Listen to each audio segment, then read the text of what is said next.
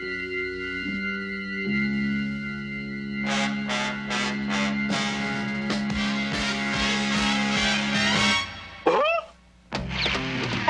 Scooby!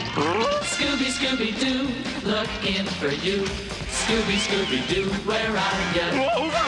All the stars are here, waiting for you. Couldn't have a show without you. Scooby, Scooby Doo, Scooby, Scooby Doo.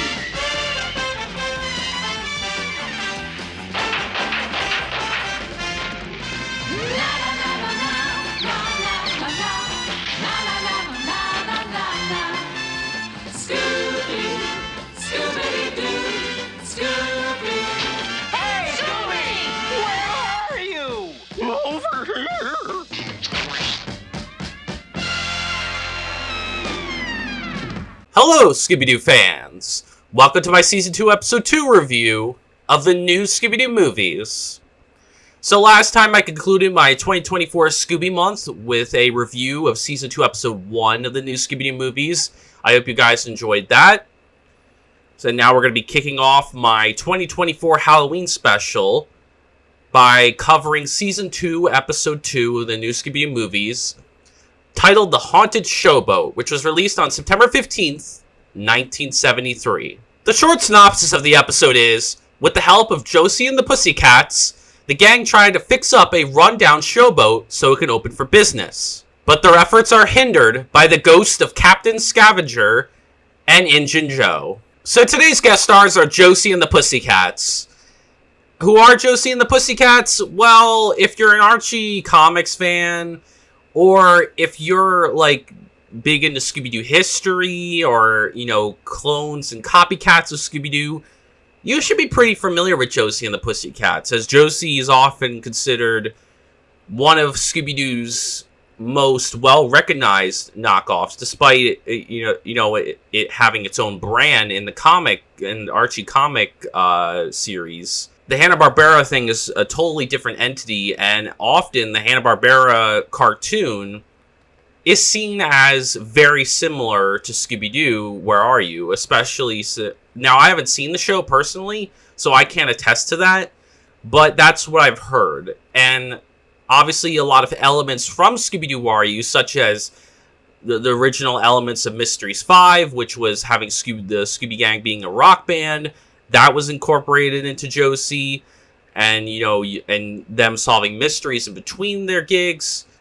So, yeah, if you're... Josie and the Pussycats are often, like, viewed as one of Scooby's most well-recognized copycats or clones. And that's not in a derogatory way. It's just that when Hanna-Barbera had a hit on their hands with Scooby, they struck the iron while it was hot. They tried different, different types of groups of archetypes and different and played with the formula a little bit to see what would work with different characters, and if they could make more cartoon franchises like Scooby. But obviously none of them were able to manage to capture the success of Scooby. But I would argue that Josie and the Pussycats probably came the closest, as Josie, not only did she have 2 television shows before the new Scooby-Doo movies, but there was also the 2001 live-action movie, and there's plenty of Archie comics and comics in general of Josie and the Pussycats. But yeah, I mean, like I said, if you're familiar with Scooby-Doo's history, the background of Where Are You?, Hanna-Barbera's history, if you're like a Hanna-Barbera fan, if you're a fan of the Archie comics, or if you're just someone who is a fan of, like, Scooby-Doo clones and copycats, you should be familiar with Josie and the Pussycats. But just in case if you guys don't know who Josie and the Pussycats are, here's a quick rundown of who they are. So Josie and the Pussycats are a fictional teenage all-girl pop band that toured the world with their entourage and would get mixed up in, like, strange adventures, spy capers, and mysteries. Now, the Josie and the Pussycats group was first created by Dan DiCarlo and was published by Archie Comics in 1963. It was different. There were, Josie was mainly the one spotlighted with, with the other characters not really focused on. that it did change in 1969. The first, like, Archie, comic based on Josie and the Pussycats was titled She's Josie. But obviously by 1969 into the 1970s, things would change for the comic series as it would be rebranded and retitled as Josie and the Pussycats. And Josie wouldn't just be the only character that would get spotlight, but her companions would as well. From 1970 to 1971, Josie and the Pussycats would get their first animated television show by Hanna-Barbera. It was just simply titled Josie and the Pussycats. This came about due to the success of the animated Archie show by Filmation, and so Hanna-Barbera decided to collaborate with Archie Comics so they could adapt one of their properties, which obviously ended up being Josie and the Pussycats. However, like I mentioned before, the show very much was more like Scooby Doo, Where Are You, than it was the Josie comic series. It took a lot of the elements that were going to be used for Scooby Doo, Where Are You, like the musical rock band element and solving mysteries as a musical rock band, and just incorporating that into the Josie and the Pussycats show. And the show ended up running for about 1 season and 16 episodes. Now let's get on to the characters of the show. So the characters of the show consist of course, the titular Josie McCoy, who was the lead singer, songwriter, guitarist, and leader of the band.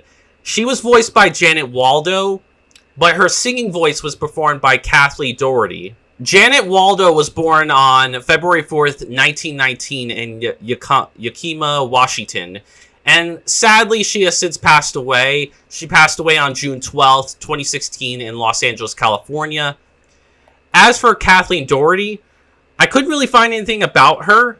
So unfortunately, I mean, I don't know if she's alive still. I don't know if she passed away. I did try to find any information I could about her, but I really couldn't, which is weird because I was able to find information about the other two Valerie and Melody's singing voices, and when they were born and if and when they died. But with Josie's singing voice, I don't know. I have no clue whether Kathleen Doherty is still alive to this day or if she has passed away. So then we have Valerie Brown, who was the band's bassist and backup singer.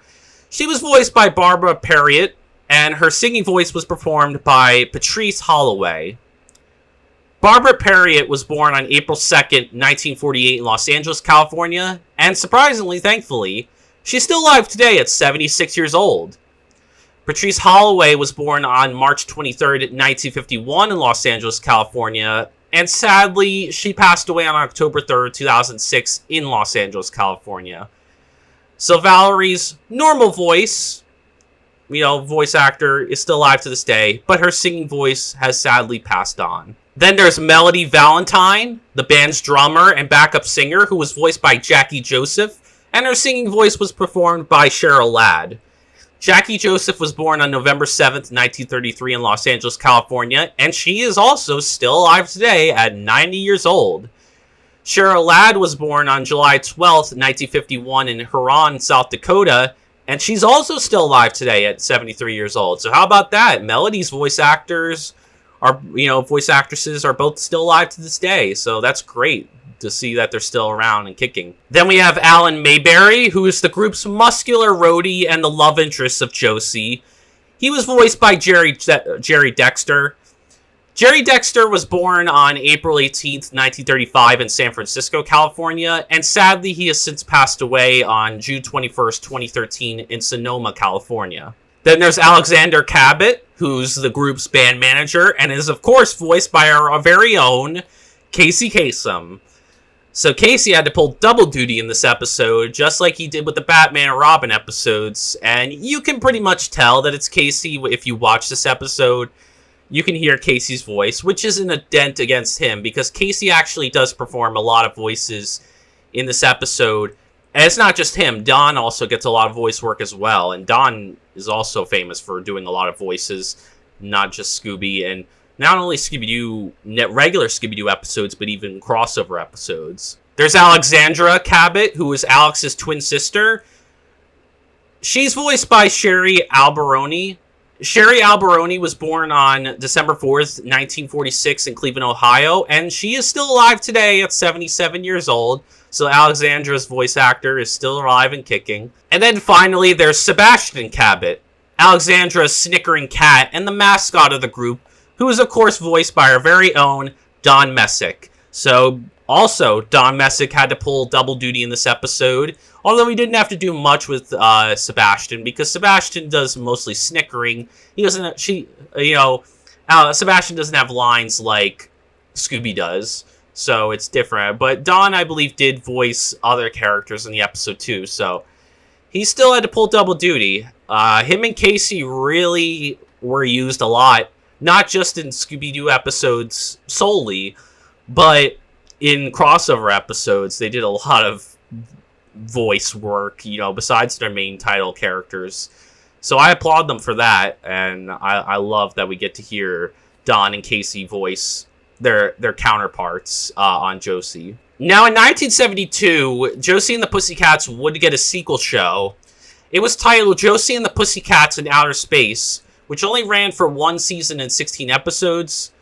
There was a new character that was introduced in that show. However, I don't remember the name at the moment, and I didn't really care to, write it down because it wasn't really important. It's not in the episode, and that sequel show has no ties to this crossover episode, despite it airing before the new Scooby Doo movies. Now, at the time of this episode, Josie and the Pussycats had just already done their two previous shows. From 1970 and 1971, and obviously 1972. Both of their shows would rerun for a while, I think up until 1974, and you can get both shows on DVD. They weren't long shows. Both were one season and 16 episodes, so it wasn't like Scooby where you got more than one season with them. But they did get, two shows beforehand, and sadly, this was the Josie and the Pussycats' final animated Hanna-Barbera appearance at all. They never got another show on by Hanna-Barbera or another animated show, I believe, after this. So, sadly, this was the last appearance of Josie and the Pussycats in the Hanna-Barbera universe. So, as per usual, I'll be watching Season 2, Episode 2 of the new Scooby Doo movies on the new Scooby Doo Movies, the Almost Complete Collection. This DVD has every episode of the new Scooby Doo movies minus the Addams Family episode, and actually, surprisingly, I go in more in depth on that in my episode 3 review, but I actually just saw that finally on HBO Max, the episode is finally available in a more high resolution, more better quality than it previously was. So now you guys, can finally go on a streaming service and view this episode. It took a while, but it finally happened, and it finally aired on some type of streaming service. So yeah, if you guys, have been wanting to finally view the Addams Family episode in a more better, resolution, then go on, HBO Max, because they finally released it on there. All the Scooby-Doo show episodes are on there, and the Addams Family episode is one of them. So I'm very happy to say that we finally got a happy ending on that. I do wish we would get it on DVD. I don't think they would redo the Almost Complete Collection just for one episode. As much as I would like them to, I would buy it, even I would just buy a solo DVD of that episode. I wouldn't mind that. But at least it shows that now we can finally see the episode in a better quality and don't have to go digging for it online anymore. You could just go on the streaming service. Now, what's my experience with Josie and the Pussycats? I am familiar with Josie and the Pussycats. Obviously, like I said previously, being a Scooby-Doo fan myself, I am aware of their copycats and clones. And when you often hear, when you're a Scooby-Doo fan like me and a diehard one, you do often hear other people, both casual and diehards, that will mention other shows similar to Scooby-Doo. And Josie is often brought up as one of, if not the most popular ones to derive from it, probably because it took some of the elements from Where Are You that weren't fitted into the show ultimately. Obviously, I haven't seen the two animated Hanna-Barbera cartoon adaptations of Josie and the Pussycats. I haven't seen the original show, and I haven't seen the outer space one either. I have seen the 2001 live-action movie. I've seen that plenty of times. It's actually a pretty good movie if you guys are, are Josie and the Pussycats fans. It's actually not a bad movie. I've seen it before plenty of times. It's pretty cool seeing them in live action. But yeah, I mean, I have been wanting to possibly one day see Josie and the Pussycats as, like, shows, just to see if what people say is true about, Josie, and if her group truly is similar to Scooby. But yeah, I mean, I'm obviously familiar with Scooby-Doo's clones and copycats. I'm familiar with their counterparts. Being a diehard Scooby-Doo fan, you will hear people say, oh, well, if you're a Scooby-Doo fan, why don't you, here's other shows similar to Scooby-Doo? And, obviously Josie is one that'll get brought up a lot. So I'm familiar who the Josie and the Pussycats group is. But the only piece of media I've seen out of them is the 2001 live-action movie, which, like I said, is a good movie. You guys should definitely check it out if you haven't already. It's a pretty good movie. So I believe most fans like this episode a lot. I actually hear it considered one of the best episodes of the series.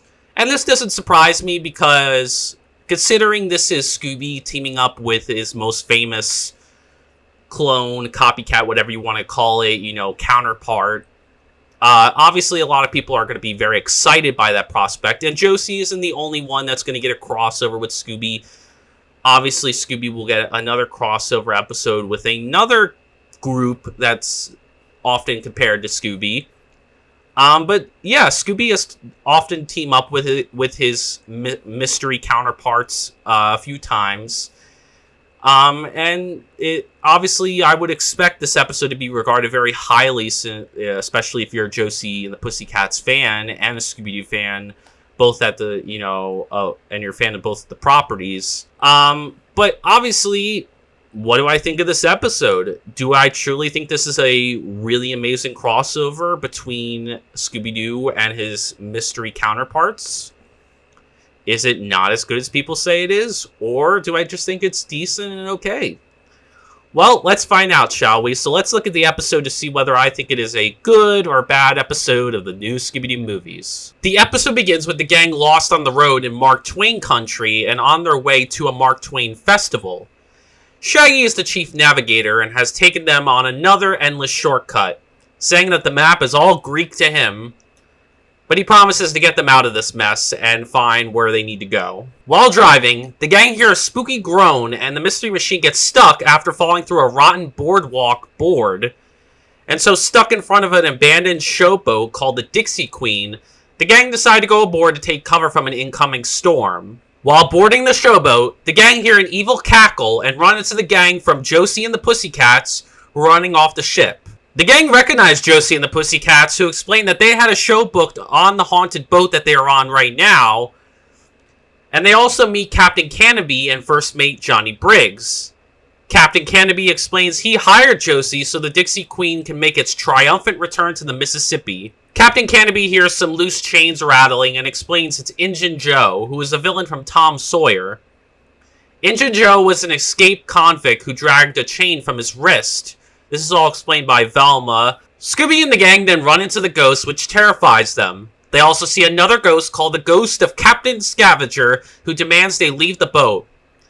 Ironically, when Sebastian the cat scares Scooby, and Scooby runs off, in a split second, Shaggy and Alexander were standing in one spot next to Sebastian, where Scooby was also at, and then it zooms in, and then zooms out, and the ghost of Injun Joe just so happens to be there. Where did Shaggy and Alexander go? Did they get scared off too? Was that done in a different spot? I don't know what happened. I don't know why it just zoomed in and it changed like that. I'm assuming they ran off out of fear and Sebastian and the cat didn't notice. I do like the first chase scene of Shaggy, Scooby, Sebastian the cat, and Alexander all jumping off the boat to get away from the ghost. I just love seeing the dynamic between the four, especially since Casey and Don voice both characters. It's really fun.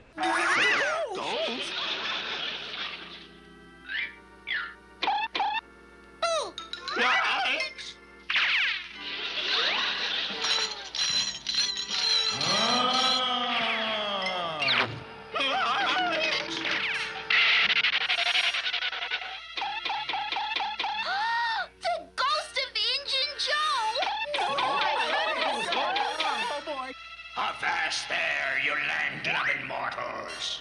Abandon this vessel now. Says who? The ghost of Captain Scavenger, the meanest river pirate that ever ravaged the Mississippi. Galloping ghoulies! 2 ghosts for the fright of 1! Help! Man overboard! Who? Me! Who?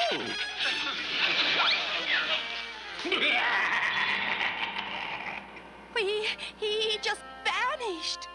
Oh, wow! Out of sight!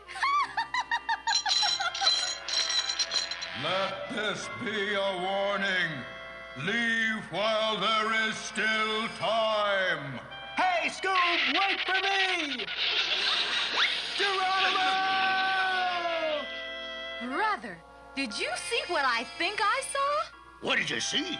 We'll explain later. Right now, we have to fish our buddies out of that river. What river? I'm beginning to think being followed by ghosts is safer than following you two. The gang decide to turn in for the night and put Scooby and Shaggy on guard duty. Well, Velma specifically does, as she very crudely, baits Shaggy and Scooby to do it by not calling it guard duty, but food tasting. And there's even a funny scene where Velma gets tired of Melody's airheaded comments. And when Melody makes a joke about standing guard, Velma gets really annoyed about it, and I just find that pretty funny. Also, it was funny when Velma ran into Alexandra early on, and they got bitchy towards each other, which was also pretty funny. While on guard duty, the cowardly duo instantly run into the ghost, but are knocked out by a bottle of sleeping gas, or smelling salts, whatever you want to call it. And Alexandra, from the Josie and the Pussycats, gang, suspects it can't be a real ghost, as they wouldn't need sleeping gas to knock someone out. Which is true. It actually is a clue in this episode.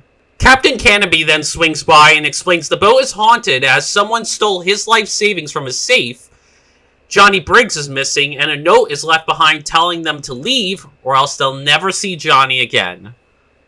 Captain Canopy tells them to leave while he goes to talk to the sheriff. They then meet Lance Goodwin, who wants to buy the showboat to turn it into a gambling boat. Lance is very suspicious as he mentions that he knows Johnny is missing. And for some odd reason, when, I don't know if it's in this scene or sometime later, but when Velma sees Lance Goodwin covered in some paint or something like that, she automatically thinks that he's Captain Scavenger, which is very odd because he looks absolutely nothing like Captain Scavenger, and I don't know how Velma jumped to that conclusion. Obviously, he was suspicious, and it's not out of the realm of possibility, but it was a big leap in logic, and I have no idea why Velma just automatically made that assumption. When Shaggy and Scooby, said that he looked a bit scary, and then Velma, clicked in her head, oh, maybe Shaggy's onto something. Maybe he might be Captain Scavenger. If anything, I would suspect him more as the ghost of Injun Joe, and not Captain Scavenger. Because Captain Scavenger has more weight on him. Lance Goodwin is a very skinny dude. It's possible, but, again, that was a very big leap in logic. I don't know why Velma made that assumption. While Captain Canopy is off to get the sheriff, the gang decide to do something nice and fix up the boat for him. Lots of weird hijinks occurs, Chains getting into the engine equipment when Fred, Daphne, and Valerie are fixing the engine equipment downstairs. And the sprinklers going off as well down there. Alexandra does her normal shtick of, trying to win Alan and make Josie look bad, but she fails. Melody and Alexander, I think, sweep up a music room or some saloon area, and Shaggy and Scooby wash up the deck of the boat. Despite all the chaos that both of these ghosts cause, the two gangs are still able to get the boat looking very brand new and nice and shiny looking for the captain when he returns. I also found it funny that when Alexander was painting up one of the last areas of the ship, he accidentally put the brush onto Sebastian the cat's face, and it was fucking hilarious. I gotta say, this is one of the funniest episodes of the new Scooby Doo movies. Like, it rivals the Addams Family one for me. It's fucking hilarious, some of the moments that they have in this episode. And you know what? Sebastian the Cat deserved it, because he was snickering the whole time and laughing at everybody else's misery. So you know what? He deserved it. Good on Alexander. I know he didn't do it on purpose, but his cat deserved it. He's been laughing at everybody. Lance Goodwin then shows up once more to tell the gang that he just brought the mortgage payments for the boat. If they don't pay up in 3 days, the boat will be his. Josie explains after their benefit concert, they'll have more than enough money to pay off the boat. Freddy and the girls decide to set up some traps, for the ghost. And they end up catching Captain Canopy while, they're fixing up a dinner for him and waiting for him to come back, but also on the guard and alert for the ghost. The captain explains that the sheriff wasn't in, but is impressed with the fix-up boat and is very touched by it. The gang try to explain that it was probably Johnny who stole the money and ran off with it, but the captain won't hear any of it, and he's actually pissed at the notion that the gang and Josie and the Pussycats make of assuming that Johnny might be the perpetrator. He's very offended by that, walks away, doesn't even, stay to have the meal. He is pissed.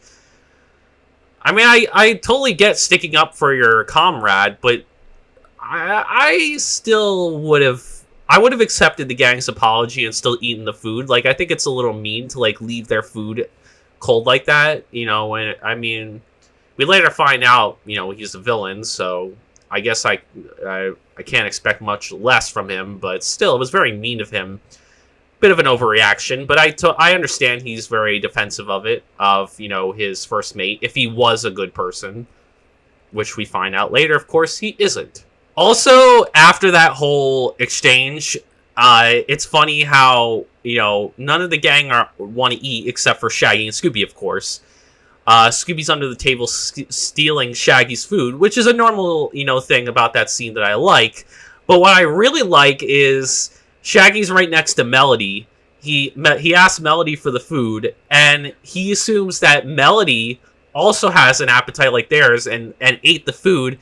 And I kind of like it, and Melody takes it as a compliment. And I don't know why, but Melody and Shaggy have a very fun little couple moments in this episode that are pretty cool. I don't know what it is. Melody just has some good moments with Velma and Shaggy, especially Shaggy. She makes a lot of fun comments towards him, and I kind of like that dynamic for some reason. I don't know why. But yeah, I find it pretty funny that Shaggy, not only does Scooby steal Shaggy's food, but Shaggy makes, kind of somewhat of a compliment and an assumption that Melody has a big healthy appetite and is into and loves food just as much as they do. Well, so much for our celebration. Yeah, who can eat now? I'll force myself. Please pass the chicken. Oh, gone already? You really have a healthy appetite, Melody. Thank you. Oh, well, please pass everything else.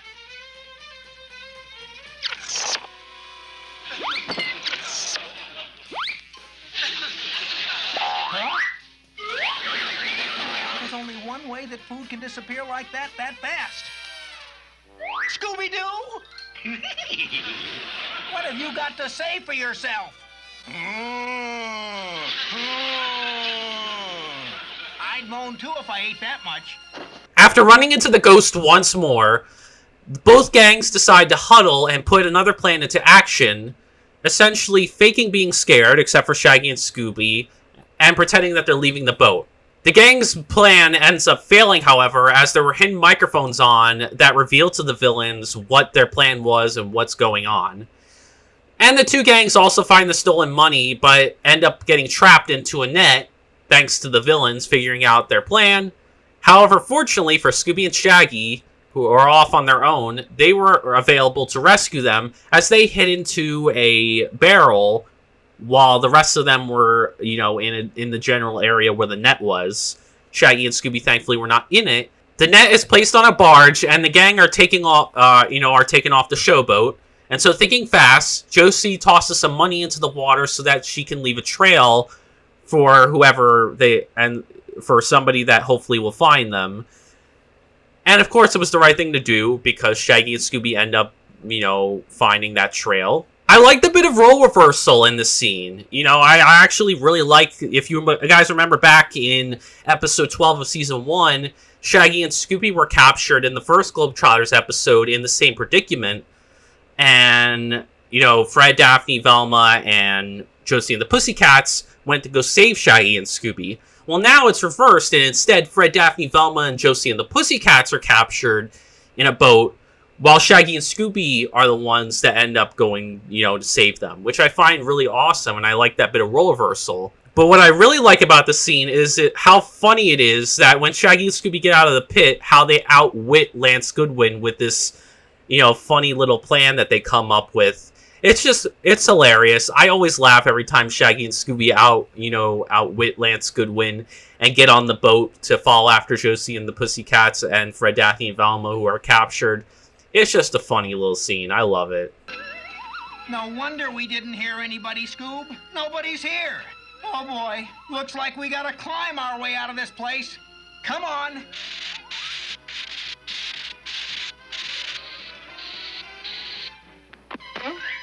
Yikes! It's that no-goody good one. Now that those kids are gone, I can get on with this Dixie Queen business.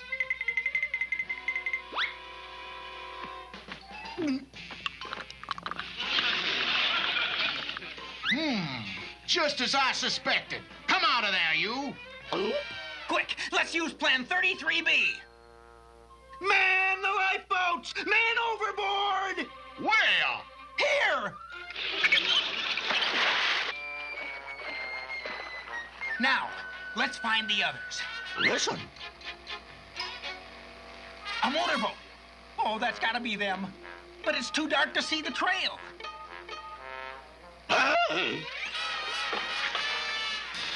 There's a trail, Scoob.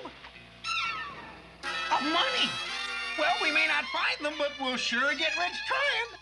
Shaggy and Scooby pick up on the money trail quite quickly and follow it to a hidden cave where the others are placed in a sunken pit. Shaggy lowers the cargo net so everyone can climb out of the pit, and they get into a final chase with Injun Joe and Captain Scavenger in, that's pretty extended. First, it's in the caves of the villain, where, the cave area, the hidden cave of the villain's hideout. Then they, escape and get back to follow them back to the Dixie Queen when the villains think they've seen the last of them, which I don't know how they fell for that, because did they not see the whole gang on this whole piece of log?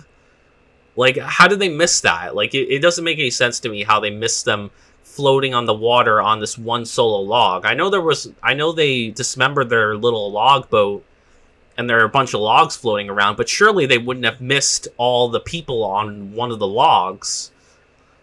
They're not very perceptive villains, I'll say that. And then, of course, we have the final chase scene on the Dixie Queen, with, eventually the ghost getting captured after falling into the water as Shaggy and Scooby go into a barrel full of flour and convince Captain Scavenger and scare him into thinking they're real ghosts, and Captain Scavenger runs into Injun Joe, and they fall into the water and are subsequently, unmasked thanks to the water. Very similar to Season 1, Episode 16 of the new Scooby Doo movies. Lance Goodwin then shows up and introduces himself as a U.S. Treasury agent.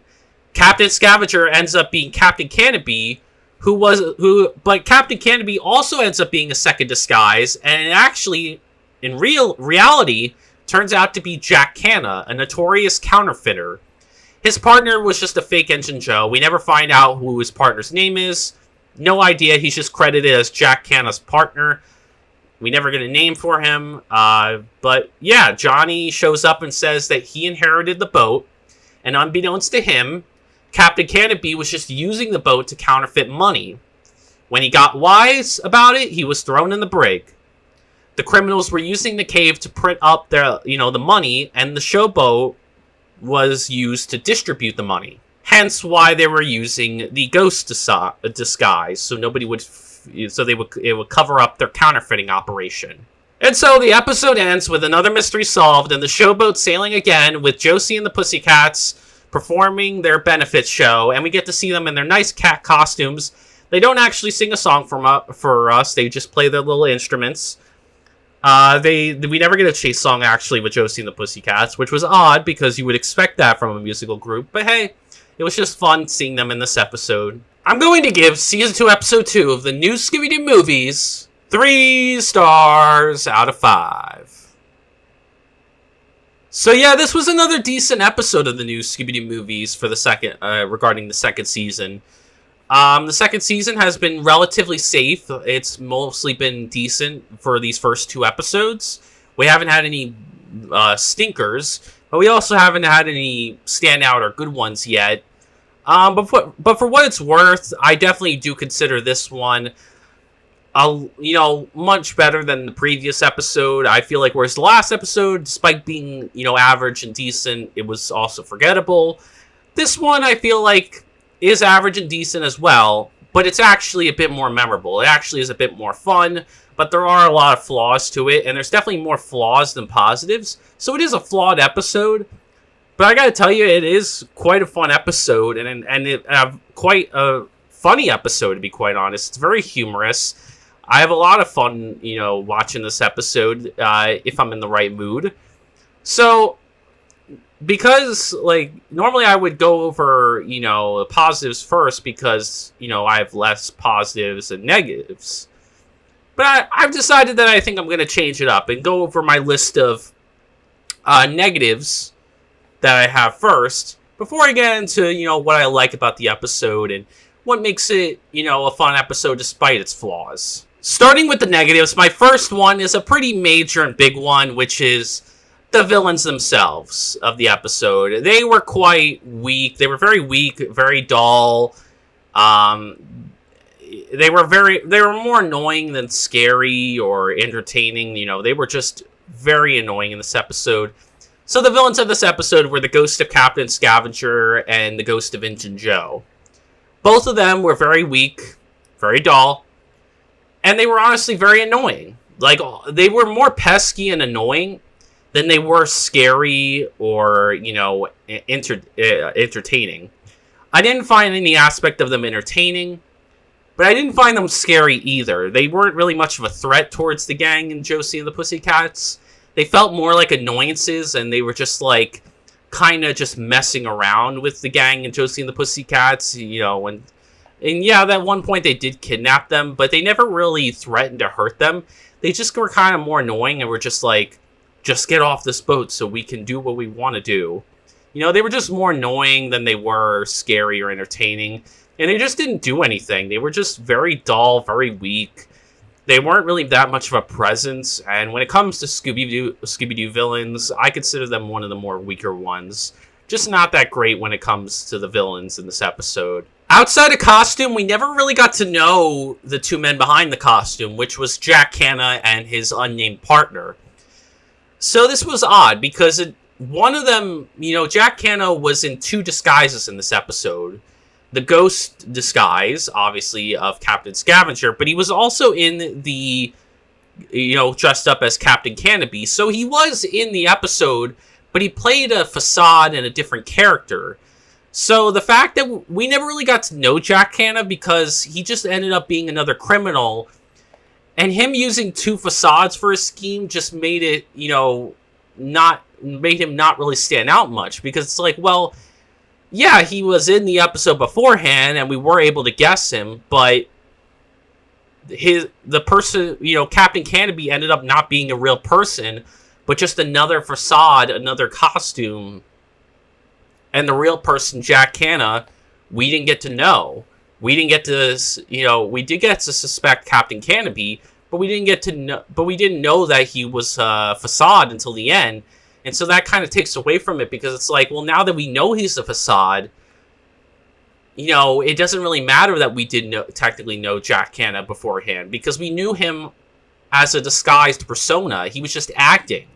It wasn't his real persona, so we never got a sense of who he was. Same thing was with his unknown partner. We never got to know his partner, both in name and as a person.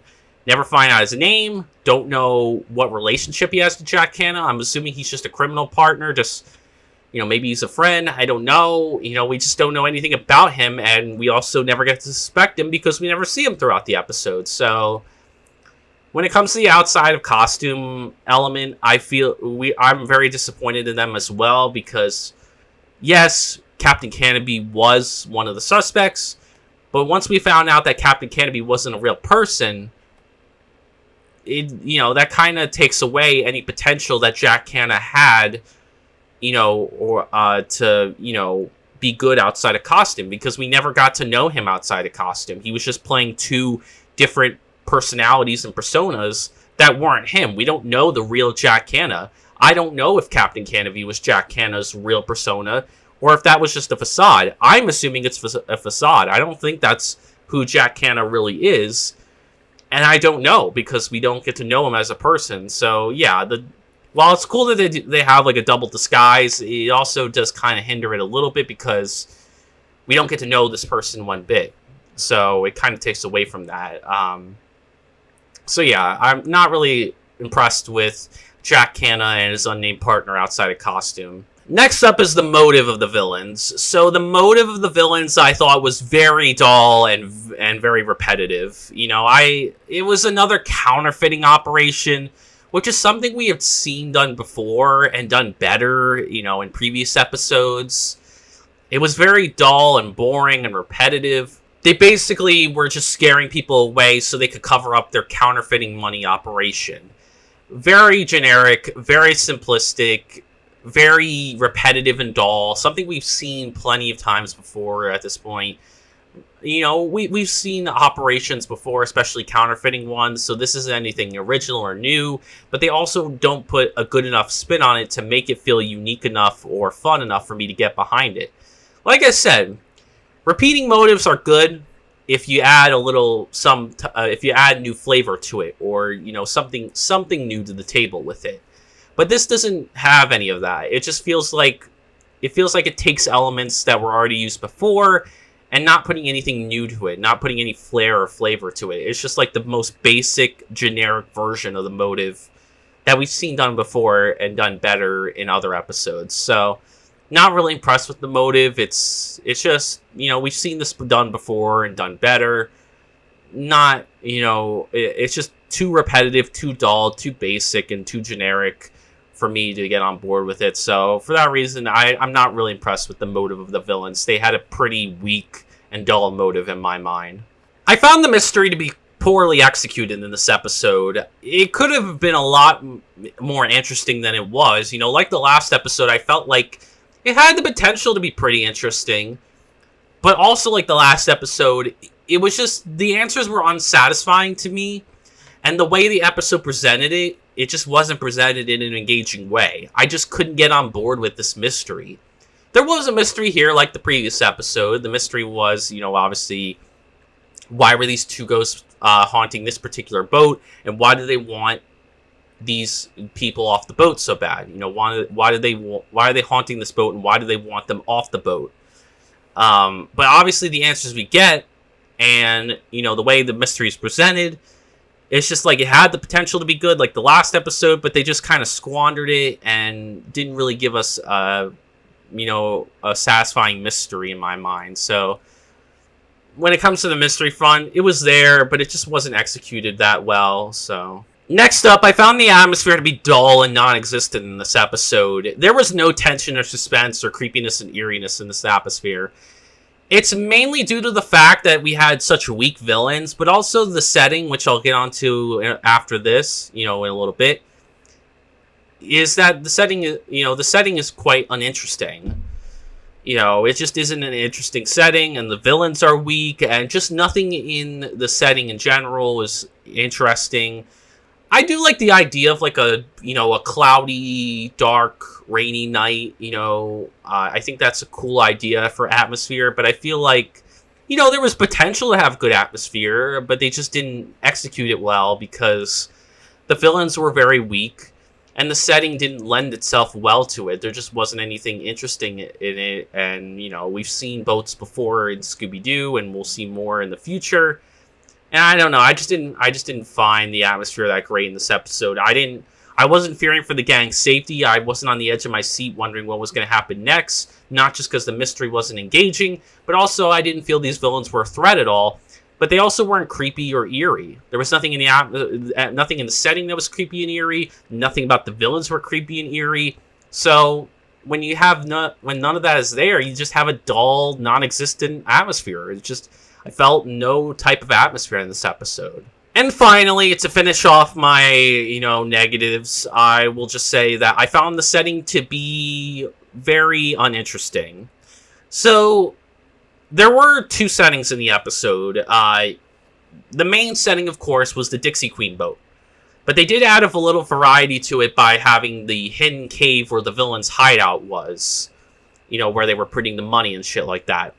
So I do like that they added a little variety to it. I do commend them for, wanting to add a bit of variety to it. But I just didn't find either of these settings that great. We've seen caves before in Scooby-Doo. And with the haunted showboat, the Dixie Queen, it's a stationary, old school, late 1800s, early 1900s type of boat that would maybe be like in New Orleans or something like that, But it just isn't, to me, I guess, it just isn't that interesting of a boat, to be quite honest. It just isn't that interesting. They don't really explore much of the boat's, rooms. We only see a little bit of it. They're mostly outside on the boat, and I don't know. There just wasn't much to it. We just kept seeing the same stuff, and it just wasn't interesting to me. So, I mean, the idea could have been good. A stationary boat. I don't think we've had a Scooby-Doo setting yet that had a boat that was stationary on a dock. Obviously, there was the boat, Ebenezer's boat, but that was just to interrogate Ebenezer Shark. That wasn't really the main setting. Whereas in this episode, it is the main setting, and, it could have been a nice idea. Hell, had they added some variety and had they, had them sail on the boat at points and, have them be stationary next to the dock at other points, maybe it could have worked. But I also think I would have liked it better had they explored more of the rooms, and maybe we could have explored more of this boat and see if there's anything interesting that we didn't get to see in this episode. Because looking at it from, as of right now, I don't think it was that interesting of a setting. There just wasn't anything compelling about it. It was just a boring setting to me. It had the potential to be good. It was somewhat unique and somewhat fresh, but I don't think the episode took full advantage of the setting, and it just ended up wasting it and squandering it. So I like the idea. It had potential. I like the idea, and I like that they tried for some variety, but I feel like they just didn't execute it well enough. They could have done a lot better with this boat setting, and they just didn't do it as well as they could have. So yeah, when it comes to the setting, despite, like I said, despite some of the variety that they add, and despite the ideas and unique and fresh ideas that they had, they just didn't execute it well, and it just ended up being a uninteresting and boring setting. But that's all I got for negatives, so I think it's about time we get on to the positives of the episode, and what makes me really have fun and enjoy this episode, if I'm in the right mood, and, for this episode. Starting out, of course, is the gang themselves. So, with Fred, I found Fred to be pretty good in this episode. I thought he was a good leader at times. I don't think Fred was the de facto leader in this episode like he is in most Scooby-Doo episodes. I feel like Fred, Velma, Josie, and Alan kind of all shared the leadership of quality of the episode. So at different points, Fred would lead, and other points, Velma might lead, and other points, Alan might lead, and then there was other times where Josie was stepping up to the plate and being more of a leader. So, yeah, Fred was a leader at times, but he wasn't the de facto leader, and that wasn't his main role. I also thought that Fred had good chemistry with Alan and Valerie in this episode, which is ironic because Alan is quite similar to Fred, and it's quite interesting that out of all the characters, Fred ended up pairing up with Alan. And what I mean by how similar they are is that, Alan very much just, has Fred-like qualities to him, So it's interesting that Fred gravitated towards him, and they kind of, teamed up and had some chemistry at points. I also think he had moments with Valerie as well. Him and Daphne would, had a lot of moments with Valerie, and they would, especially when they were fixing up the engine room. So, yeah, I thought he had good chemistry with Alan and Valerie, and I thought he was a good leader at times. Daphne was very bright and cheerful and very positive in this episode.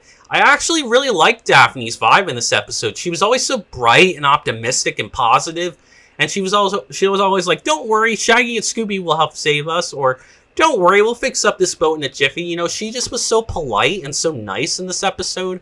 I just loved her positive vibes in this episode. And she was also very interested in solving the mystery. She was very invested in it, very in tune on wanting to find out, what was going on with this mystery. And like I said, just like Fred, I thought she had good chemistry with Valerie in this episode. I thought her and Valerie had their moments in this episode and, played off each other well, especially in the engine room, sequence. But yeah, what I really found surprising about Daphne is just how bright and cheerful she was, just how positive she was in this episode. She was so optimistic in this episode and always looked on the bright side for everything and always looked in the best qualities of everyone and was so nice and polite, Of course, all the gang are like that. But I just noticed that just Daphne was, that was Daphne's defining trait in this episode, and I love it. I love seeing Daphne, be more positive and bright and optimistic, because I don't think it's as overt as it is in other episodes like it is in this episode. So it just stood out to me, and I just love the positivity and the positive vibe she was bringing. I love that she was very, positive and optimistic and bright and cheerful about her friends and wanting to help solve the mystery and not trying to offend anybody, and apologizing to Captain Canopy about, implying, that Johnny might be the villain. So I really liked Daphne in this episode. I thought she was good. Velma was a good leader at times, just like I said earlier, with, Fred, Velma, Josie, and Alan being kind of being collective leaders for their groups and as a whole in this episode. But obviously, Velma helped piece together the clues to help solve the mystery. At the end, she gave the explanation of what was going on, so she pieced together everything. And despite her jump in logic at one point, with, suspecting, Lance Goodwin of being one of the ghosts, I still thought she was good at helping piecing together the clues to help solve the mystery. And surprisingly, I thought she had good chemistry with Josie and Melody. She had her moments with Melody, but I was surprised how much she had good chemistry with Josie in this episode, and I thought they had a good dynamic going. I think that was mainly because of the shared leadership Fred, Velma, Josie, and Alan all had between each other. I think that might be why Velma had good chemistry with Josie. And of course, Velma would snack back at Melody. I was actually surprised because I thought Velma might work better with Alexandra, considering her snappy remarks and sassy behavior that Velma usually has. I thought that would have pounced off Alexandra, but she only really had one scene where she interacted with Alexandra, which was funny because she snapped back to Alexandra when Alexandra snapped at her. But that was the only time. I felt like Velma really more so gravitated towards Josie. And then, of course, there's Shaggy and Scooby, who were their usual funny, cowardly selves. They were, their usual cowardly selves, very scared. They were quite funny in this episode. They had a lot of great humorous moments. They helped save the gang and Josie and the Pussycats when they were kidnapped by the villains. Like I said before, when it was a nice bit of role reversal, having Shaggy and Scooby save Fred, Daphne, Velma, and Josie and the Pussycats. When they were kidnapped, kind of like how in, the first Harlem Globetrotters episode, when Shaggy and Scooby were kidnapped and Fred, Daphne, Velma, and the Globetrotters went to go save them. This was a nice bit of role reversal for them, and I did like seeing Shaggy and Scooby save them. And I thought Shaggy had good chemistry with Alexander. Scooby had good chemistry with Sebastian. And I thought Shaggy had a good couple of moments of chemistry with Melody, surprisingly. I think it's kind of ironic considering that both Shaggy, Scooby, Alexander, and Sebastian the cat are both voiced by, Casey and Don. So it is kind of ironic that Casey and Don surprisingly have good chemistry with the two characters that they voice, their counterparts. So I think it's great, and I think it works, and it makes sense. But I thought the good moments, the sparing moments with Melody and Shaggy, I thought they were pretty. I thought that was a nice little fun dynamic, a nice little bit of chemistry that I didn't expect. But yeah, I thought overall, I really liked them, and I felt like the gang as a whole, they each had, their own type of role in this episode, but they also had good chemistry with different members of Josie and the Pussycats' group. So I thought that was great. Then, of course, we have the guest stars of the episode, Josie and the Pussycats. How were Josie and the Pussycats? Well, I found them all to be great in this episode. Like I said, they had good leadership in this episode. Josie and Alan had quite good leadership. They also wanted to help solve the mystery. I love that Josie and the Pussycats, as a collective group, were just as wholesome and sweet and nice and very good Samaritans, just like the Scooby Gang. They had great hearts. They didn't have to help these people, but they did it out of the kindness of their own hearts, and I kind of like that, that even though they're a rock band that, has some sort of status, I would assume, they still have good hearts and good intentions and are good people. So I thought that was really cool to, to see them like that and, just them being engaged in the mystery and wanting to help solve it due to their good nature, just being good people. And like I said, they had great chemistry, not only with each other, but just all the members of the Scooby Gang. I think, Alexandra, didn't really have any specific chemistry with anybody, but she did snap at different members of her group. She would snap at different members of the Scooby Gang. So I kind of felt like she bounced around a little bit, so you couldn't really pinpoint her towards anyone. I'm surprised she didn't bounce off of Velma, but yeah, she did it. She was fine. I thought she was good. She was her usual bitchy self. She just would snap at everybody, which is fine because that's her usual shtick. But I thought the rest of the members of the Josie and the Pussycats group all had some sort of chemistry with different members of the gang. Josie played off of Velma well. Alan played off of Fred well. Valerie played off of Fred and Daphne well. And Alexander played off of Shaggy well. Melody played off of, Velma and Shaggy well. And Sebastian the cat played off of Scooby well. So I felt like they all had some sort of chemistry with the gang, and that's what I wanted out of a guest star. And I felt like Josie and the Pussycats as guest stars were good companions to the Scooby Gang. They tried to help solve the mystery. They had good chemistry with each other in the gang, and they were good. Some of them were good leaders, and they just had a good group dynamic between the two groups. They collaborated well. They were both good groups, good natured people, grouping up together to help solve this mystery. I thought they were a good pair, and for what it's worth, I think Josie and the Pussycats were great guest stars. They bounced off the Scooby Gang well and fit very well in the episode. They did what they needed to as guest stars, and I'm very happy with them, and I did enjoy them in this episode. They all had different personalities and shined in different ways, but I loved all of them at different points of the episode. They all had their fun little quirks and personality traits. So I thought there were a good number of suspects in this episode. So we had 3 suspects in the episode. There were 2 villains, so they hit the bare minimum at least and gave us 3 suspects to suspect who the villains were. There was, of course, Captain Canopy. There was the first mate, Johnny Briggs, and then there was, Lance Goodwin. So I thought all of them were equally suspicious. They did a good job making you suspect each man, and the gang were suspecting each man, and, possibly what their role could be. I think Captain Canopy was the one that got the least amount of suspicion, but I'm sure they still suspected him at certain points, and I don't think the gang seemed surprised when Captain Canopy was unmasked as one of the villains. But yeah, I thought they had a good number of suspects, they had the bare minimum, and they were all equally suspicious. And finally, I found the clues of the episode to be quite good in this episode. So, after such a, long time, I don't know how many episodes, of not having, much clues in the episode, none at all, or, barely any to speak of, we finally have an episode that actually has a good amount of clues in the episode.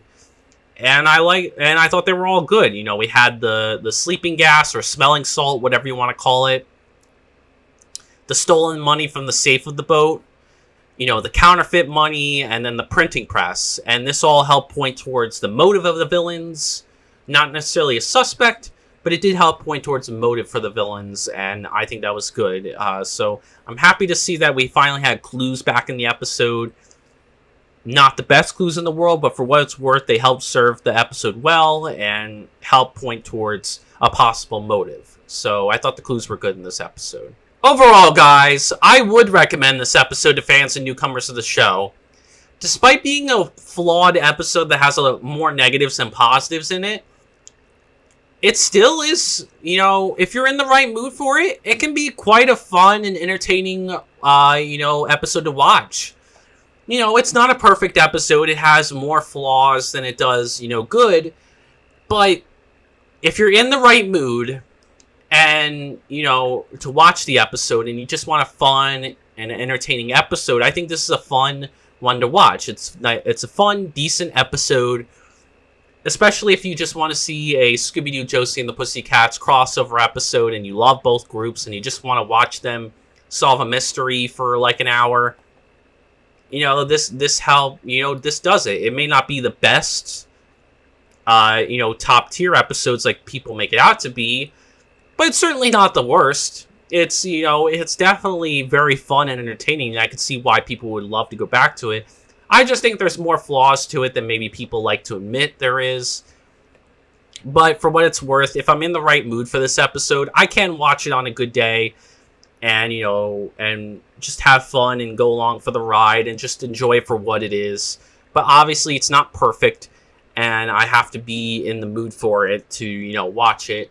But it's a fun little crossover episode, and I still would recommend it, giving it a watch, giving it a shot, just to see, if you're the same like me, or if you see more good in it, or if you're, if you think it's worse, and like I said, if you're just interested in a Scooby and Josie and the Pussycats crossover, I think this does a decent, good enough job to fulfill that for you, and you get an hour of it, so it's pretty good. Anyways, I hope you guys enjoyed the review. Please give a like if you did. Comment down below your thoughts on the episode. Do you like this episode? Do you think it's more, good than I make it out to be? Do you see more positives in it than me? Do you hate this episode? I'd be interested in that as well. Do you see more flaws and negatives in it than I do? And see more bad in it? Or are you somewhere in the middle like me where you think it's decent, it's a fun little episode, and if you're in the right mood, it can be fun to watch, but it's not good or it's not bad. It's just, in the middle, and depending on the mood you're in, it could be a fun little flawed, entertaining episode. I'm curious for your thoughts, so let me know. And subscribe for more Scooby Doo content like this, or if you're just interested in any of my other content, I'll have more Scooby Doo reviews on the way. Obviously, since Scooby Doo is the focus of my channel. And I just did make an update on the future of the channel, so if you want to go check that out, you can, where I explain where I'm going to take the channel, past my Halloween special. But I'll have more Season 2 reviews of the new Scooby Doo movies. I'll see if I'm hoping I'll have the Alien 1979 novelization review ready sometime soon. I'm sure I will.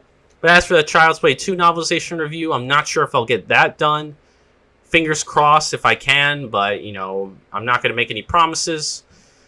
But yeah, if you love Scooby-Doo, if you love talking Scooby, if you're a diehard fan like me and you want all the shows, all the movies, all the games, all the books to get the representation they want and get Scooby the proper love he deserves, then come join the channel and, we can discuss Scooby back and forth, individual episodes, individual movies, individual games, individual books. Let's get into it. Let's talk all about Scooby's different pieces of media, his different incarnations, and give them the love they deserve. So in my next video, I will continue my 2024 Halloween special with a review of Season 2, Episode 3 of the new Scooby Doo movies, titled Mystery in Persia, guest starring Genie and Babu.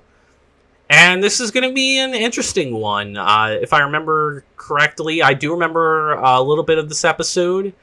I don't know how I feel about it, but I think I had a fun time with Genie and Babu's episode, so I'm interested to see how it'll hold up, and, you know, if it'll be as good of an episode as I remember it being, if it's, you know, as fun as I remember it being, or if there will be more flaws to it. But yeah, we'll see how Genie and Babu are as guest stars in the next episode. So if you're interested in my thoughts on that episode, then come join me in the next video. Anyways, thank you guys so much for watching this video, and as always, peace out.